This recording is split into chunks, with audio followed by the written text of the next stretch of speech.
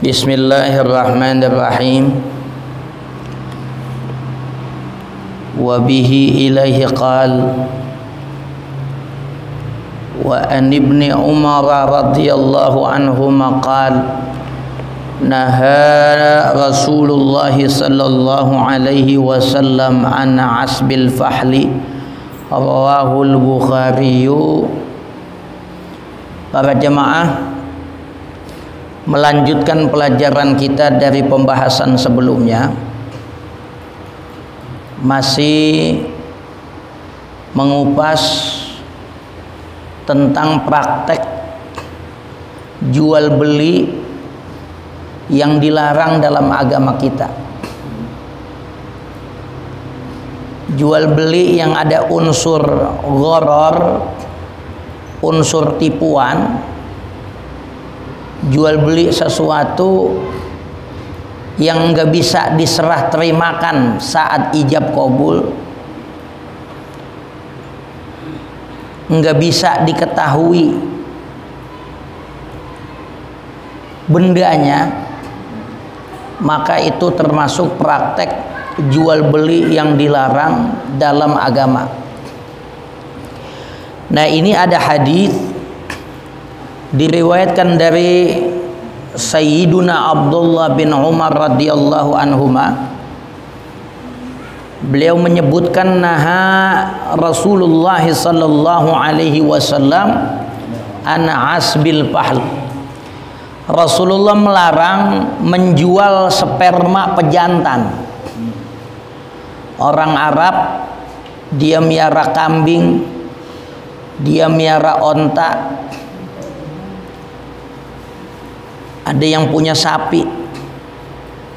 Itu terjadi dari zaman dulu, di mana orang-orang yang punya pacek kambing buat pejantan karena memang bagus. Ini kambing-kambing perempuan, onta-onta perempuan, sampi-sampi perempuan. Pemiliknya pengen keturunan dari kambing, sapi, dan onta ini turunannya bagus. Ini pengembangbiakan binatang. Dari betina dia dikawinin nama pacak bibit unggul, itu sangat dianjurkan sama Rasulullah. Bahkan Rasulullah nyebutin iming-iming pahala yang besar. Ada sahabat namanya Amir Al-Hauzani. Dia punya hewan-hewan betina. Dia datang sama tetangganya yang kebetulan punya hewan pejantan yang bagus. Waktu itu kuda ya, dia punya kudanya bagus. Datanglah si Amir Hauzani kepada tetangganya yang namanya Abu Kabsyah Al-Anmari. Ya Aba Kabsyah, atrikni farasaka. Wahai Abu Kabsyah, pinjemin saya kuda jantanmu. Dia minjem kuda jantan. Karena saya dengar Rasulullah sallallahu alaihi wasallam bersabda, "Man atraqa farasan fa'aqaba kana lahu ka ajri sab'ina farasan humila alaiha fi sabilillah." Siapa yang punya hewan pejantan lalu dikawinin, pejantannya bibit unggul, dipinjemin kepada orang yang punya hewan betina, fa'aqaba, sehingga punya anak yang bagus-bagus, turunannya bagus, kana lahu ka ajri sab'ina parasan humila 'alaiha fi sabilillah. Begitu punya anak, anaknya bagus, maka orang yang minjemin hewan jantannya dia dapat pahala seperti orang yang punya 70 kuda buat dia sumbangin di jalan Allah. Ini Nabi beriin gula-gula buat orang-orang yang pada punya hewan pejantan bagus supaya dia menyodokoin, ya, dia berbagi kebaikan kepada orang lain tanpa mungut apa-apa, tanpa mungut apa-apa. Wa illam tuqib, maka apabila dipinjemin tapi anaknya nggak bagus, karena lahu ka ajri parasin humila alaihi fi sabilillah.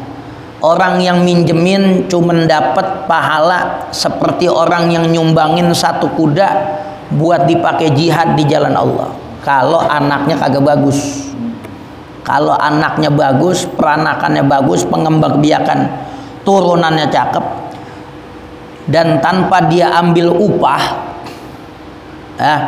maka orang itu sama aja dia sodakoh dengan 70 ekor kuda buat jihad di jalan Allah.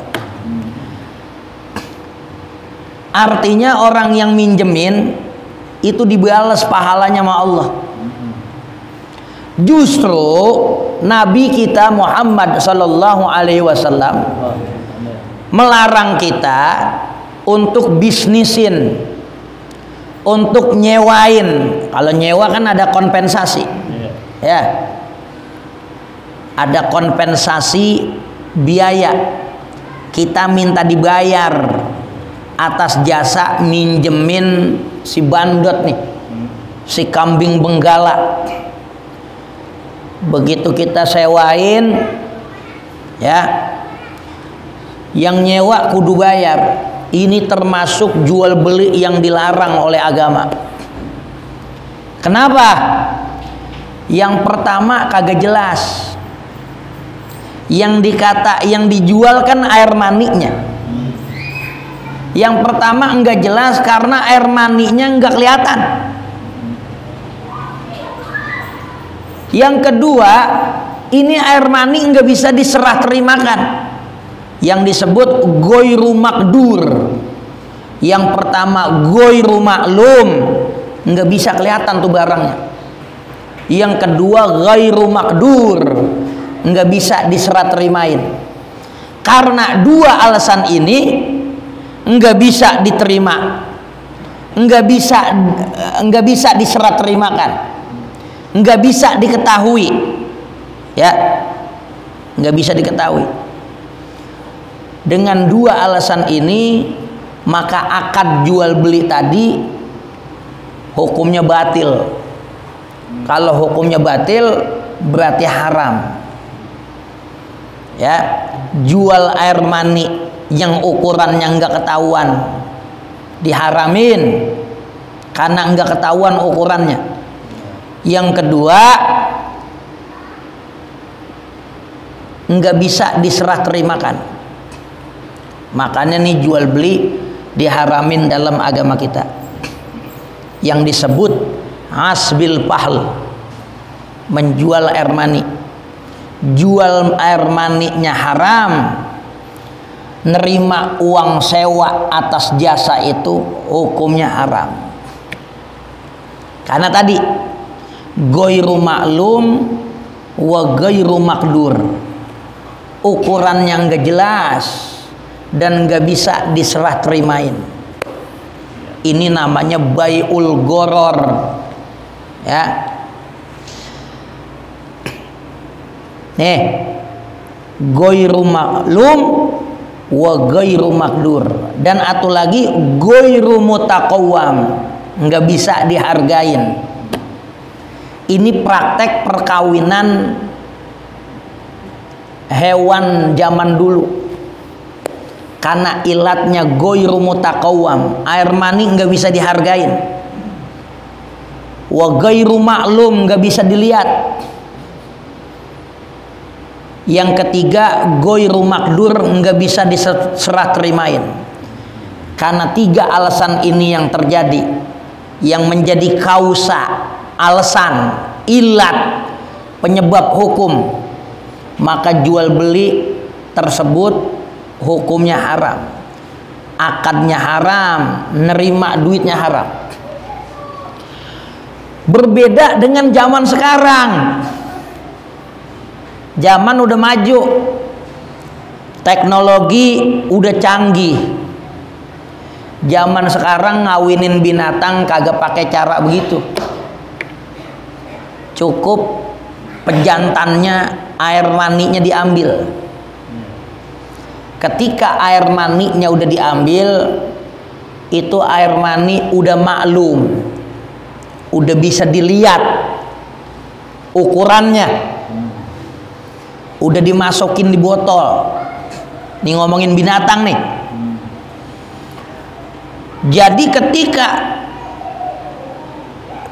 masalah ini zaman dulu berkembang, sebagaimana Islam agama yang universal, bakal banyak di masa datang problem-problem yang zaman dulu nggak ada. Ini Islam agama universal, mampu memberikan solusi jawaban setiap individu umatnya. Kalau zaman dulu Nabi larang ngambil upah jasa hewan pejantan untuk pengembangbiakan dari orang yang punya hewan betina, karena alasannya 3. Ini yang dijual air maninya nih. Air mani la yutakawam, goiru mutakawam, nggak bisa dihargai karena nggak jelas dan nggak bisa dilihat. Itu dulu. Perkembangan zaman, yang dulu dilarang, kata ulama, orang dinas peternakan, ya, yang dia melakukan pengembangbiakan hewan melalui cara suntik. Yang pertama, air mani binatang itu udah maklum, ya. Yang kedua, tuh air mani udah makdur, artinya makdur musallam, bisa serah terima. Kalau zaman dulu nih bandot lakian, ini bandot perempuanan, tuh air maninya nggak bisa kelihatan, kita kagak bisa serah terima dan nggak bisa dihargain karena ukurannya belum ketahuan. Zaman berubah, sekarang udah beda, ya. Ada ulama namanya Husamuddin, Syekh Husamuddin Affana. Kata dia praktek ngawinin binatang zaman dulu, zaman Nabi, itu sama zaman sekarang beda. Zaman dulu karena ada unsur goror. Goror itu menipu, nggak bisa ketakar, nggak bisa kelihatan. Zaman sekarang ini hukum udah nggak kepake. Kalau masih ada orang pakai cara dulu, punya kambing lakian mampuanan, dia ngambil upah, oh itu masih sama, nggak boleh. Tapi ini zaman sekarang air maninya udah bisa kelihatan, bisa diserah terimain, udah ada bandrolnya, bisa dihargain. Maka karena ilat zaman dulu itu hilang, ya, zaman sekarang udah bisa ditentuin, udah bisa kelihatan dan diserah terimain, maka hukum ngawinin binatang dengan cara suntik bukan sekedar boleh, bukan sekedar sah, ya. Nah, itu dibolehin oleh agama kita karena udah beda prakteknya. Zaman dulu nggak kelihatan, nggak bisa diserah terimain, zaman sekarang udah bisa. Ini pakai cara suntik. Itu ada pendapat ulama tuh, walaupun ulama-ulama klasik itu menolak, ya. Bahkan ulama-ulama gini hari juga masih bertengkar dalam urusan itu. Tapi ada pendapat ulama yang melihat bahwa secara kausa sebab akibat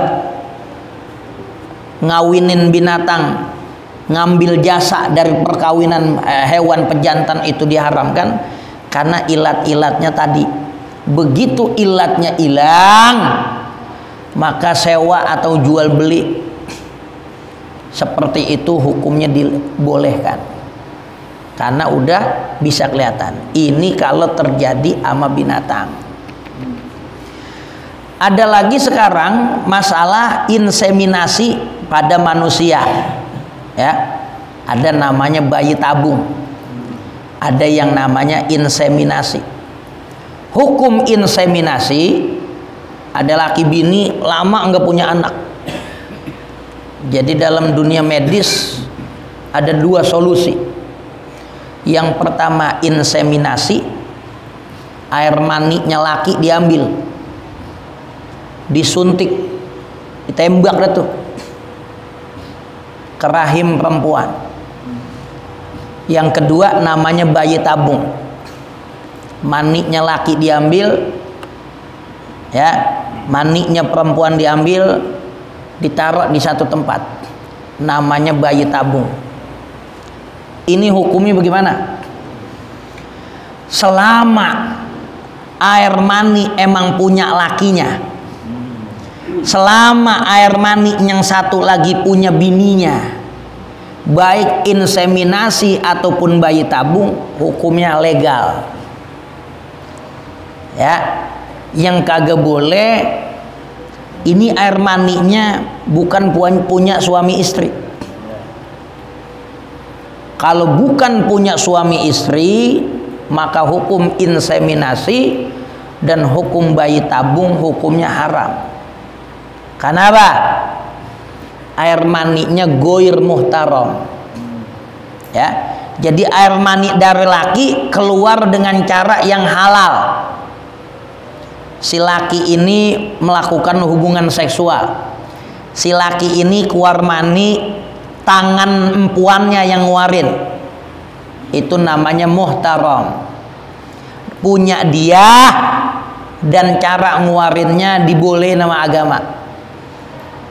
Ya, jadi nguarin air mani sendiri nggak boleh si lelaki, si perempuan nguarin air maninya sendiri nggak boleh. Yang dikata nguarinnya juga caranya muhtaram. Itu air mani diyakini emang punya si laki dan si bini. Kalau emang dari dua-duanya, mau inseminasi ataupun bayi tabung, hukumnya halal. Dan cara nguarin air maninya ini muhtaram, ya, bukan dikeluarin sendiri. Kalau dia laki dikeluarin sama bininya, kalau dia perempuan dikeluarin sama lakinya. Ini namanya muhtaram. Ya, ketika emang ini air mani diyakini dari dua belah pihak, laki bini, dan cara nguarinnya muhtaram, maka anak yang lahir nasabnya diilhakan kepada pemilik air mani. Ini legal, ini halal. Ya, kalau emang diyakini dengan benar itu air mani dari laki bini. Ya, tapi yang namanya dokter zaman sekarang kadang-kadang nakal. Ya, dia pengen nyohor, usahanya berhasil. Begitu dia pelajarin air mani laki bini ini kurang berkualitas, bayarnya mahal, dia penyohor, diambil aja air mani siapa tahu. Ya, jadi praktek bayi tabung boleh asal jelas dua-duanya air mani laki bini. Inseminasi boleh asal dua-duanya tuh air mani laki bini. Ya.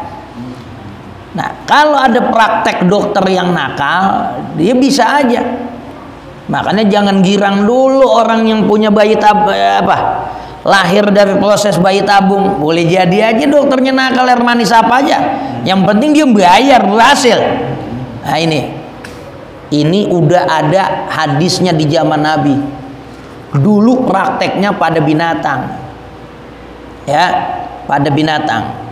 Kalau memang ada ilat, air maninya itu nggak bisa dilihat, nggak bisa diserah terimain, nggak bisa ketahuan ukurannya dengan cara manual ngawinin hewan seperti itu, akad itu batil dan menerima uang sewa juga haram. Ya, tapi kalau dengan cara disuntik itu lain lagi. Khilafiyah ulama. Ya, tapi pendapat yang mengatakan boleh itu patut untuk dipertimbangkan. Karena ilat yang terjadi zaman Nabi itu dilarang karena ilatnya enggak ketahuan. Seperti itu. Kalau udah ketahuan bisa dihargain, itu hukumnya boleh. Ya. Jadi zaman dulu begitu. Ada orang, ini lain lagi nih. Kalau ini boleh. Dia punya kambing jantan. Ini tetangganya punya kambing betina. Dia nyewa kambing jantannya. Tapi bukan buat supaya kambing betinanya hamil. Ini dia lihat kambing betinanya lagi stres. Dia sewa biar nih kambing betina ini ada hiburan. Cuman bukan buat supaya hamil. Bukan jasa air mani dari hewan pejantan. Dia pengen nih kambingnya ditemenin. Ya terserah itu ntar mau kambingnya jadi bunting apa kagak. Yang penting akadnya dia buat nyewa nemenin. Maka hukumnya lain lagi. Ya, karena jasanya buat nemenin. Bukan bab buat air mani, bukan bab buat si hewannya supaya bunting. Kalau dia sewa semata-mata buat hewan perempuannya bunting, ya, dan uang yang diberikan merupakan kompensasi dari air mani yang udah diberikan oleh hewan pejantan, oh itu haram secara mutlak. Ya, tapi kalau emang disewa buat apa? Nah, buat nemenin biqadrin maklumin, biwaktin maklumin. Dia sewa seminggu aja, dia sewa 3 hari atas nama nemenin, maka hukumnya nerima sewaan itu, hukumnya boleh karena bukan akadnya buat ngawinin kayak gitu. Itu masalah binatang. Ya, masalah manusia yang kaitannya sama air mani kayak tadi itu. Kalau air maninya memang diyakinin punya laki bini, inseminasi maupun bayi tabung, hukumnya halal. Ya, yang kagak boleh nyampurin air mani yang bukan laki bini, hukumnya zina karena bukan laki bini. Ya, nggak ada kesahan sebagai status suami istri. Kalau bukan punya laki bini, maka hukumnya haram. Tuh. Wa anhu, dan diriwayatkan pula dari beliau, dari Sayyiduna Abdullah bin Umar ibn Khattab radhiyallahu anhuma, anna Rasulullah sallallahu alaihi wasallam, sesungguhnya Rasulullah sallallahu alaihi wasallam naha, melarang. Ini masih ngomongin praktek jual beli, akad jual beli yang diharamin, nggak boleh dikerjain. Bukan sekedar nggak boleh, berdosa. Kata Nabi apa? An bai'i habalil habalati. Rasul ngelarang jual beli binatang yang masih dalam kandungan. Ini kerjaan orang jahiliyah. Ya. Ada onta lagi bunting. Ada kambing lagi bunting. Ada sapi lagi bunting. Itu anaknya dia udah taksir. Dia udah bikin ijab kabul, dia beli zaman masih bunting. Bahkan bukan sekedar itu doang. Kalau itu kan ngarepin anak. Ada lagi yang apa kebangatan kelebihan. Apa? Ijab kabulnya bukan sekedar yang lagi dibuntingin. Ini kan dia bunting nih emaknya nih. kalau ente beli anaknya yang lagi dibuntingin, entar aneh ini hewan begitu beranak, diberanakin, dia bunting lagi, aneh yang beli. Nih duitnya sekarang, bayangin. Jadi bukan hanya yang lagi di kandungan. Kalau di kandungan kan namanya anak. Lah ini ada lagi yang udah nawarin, entar kalau nih anak gede dia bunting lagi, aneh yang bayar anaknya. Ini kerjaan orang jahiliyah. Namanya bai'u habalil habalah. Jual beli hewan yang dalam kandungan. Begitu dalam kandungan dia beranak, ini yang beranak bunting lagi, dibayarin lagi. Jadi tuh orang bukan beli anaknya doang, cucunya udah dibayarin. Coba itu. Ini dilarang sama Nabi. Kana rajulu, orang jahiliyah, wa kana bai'an yabta'uhu ahlul jahiliyah. Ini termasuk transaksi jual beli, ya, yang memang kerap dilakukan oleh orang jahiliyah. Ada biang lagi bunting, anaknya dibeli, tuh ntar anak kalau lahir apa bunting lagi udah dibayarin anaknya lagi. Itu kerjaan orang jahiliyah. Kana rajulu, seorang lelaki itu yabta'ul jazura. Ada seorang laki beli onta. Ila antun tajannaqatu, sampai onta itu beranak. Summatun taja allati fi batniha. Kemudian dia beranak lagi sampai mengeluarkan yang ada di dalam perutnya. Jadi boleh jadi anak yang lagi bunting dibayarin, apa itu anak beranak dia beranakin lagi udah dibayarin. Ini praktek jahiliyah. Jadi disebut jahiliyah itu berbagai aspek, ya. Apa kayak begitu dia kerjain. Ini dilarang sama agama. Kenapa? Ini yang pertama, ya, namanya konsep jual beli dalam Islam itu antarodin. Dikata antarodin jual beli nih, si pembeli redo, si penjual senang. Kalau ada unsur tipuan, boleh jadi aja si penjual yang untung, si pembeli dirugikan. Nggak boleh begitu. Lagian ini beli barang yang kagak jelas, segala lagi bunting. Iya kalau cewek, kalau laki lah kan nungguin cucunya lagi. Dan lagian iya kalau emang hidup. Jadi karena masaknya, ya, majhulul hal, karena lagi bunting udah dibayarin, ini belum tentu hidup. Apa cucunya yang tak bakal beranak dibayarin juga, ini juga belum ada yang pasti. Masalah waktu belum pasti, masalah kejelasan belum pasti. Ini juga disebut bai'ul majhul, bai'ul gharar.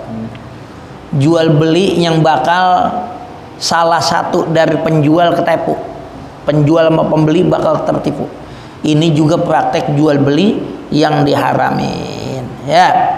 Yang pertama dia beli barang yang ghairu ma'lum, nggak ketahuan. Yang kedua itu barang ghairu musallam atau ghairu makdur, nggak bisa diserah terimain, ya. Yang ketiga majhulul ajal, waktunya kapan penentuannya, ya. Dia beranak belum tentu selamat itu kandungannya, apalagi sih nungguin cucunya lagi. Nah itu yang menyebabkan ilat, alasan jual beli ini dilarang oleh Rasulullah Sallallahu Alaihi Wasallam. Wa anhu radhiyallahu anhu anna Rasulullah naha an bai'il wala'i wallahu a'lam bisawab. Mudah-mudahan banyak manfaatnya. Al-Fatihah. A'udzubillahi minasyaitonir rajim. Bismillahirrahmanirrahim. Alhamdulillahirabbil alamin. Arrahmanirrahim. Maliki yaumiddin. Iyyaka na'budu wa iyyaka nasta'in. Ihdinas siratal mustaqim. Siratal ladzina an'amta 'alaihim ghairil maghdubi 'alaihim waladdallin. ربنا آتنا في الدنيا حسنة وفي الآخرة حسنة وقنا عذاب النار اللهم صل على سيدنا محمد الفاتح لما أغلق والخاتم لما سبق ناصر الحق بالحق والهادي إلى صراطك المستقيم وعلى آله حق قدره ومقداره العظيم سبحان ربك رب العزة عما يصفون وسلام على المرسلين والحمد لله رب العالمين سبحانك اللهم وبحمدك أشهد أن لا إله إلا أنت أستغفرك وأتوب إليك أستغفرك وأتوب إليك.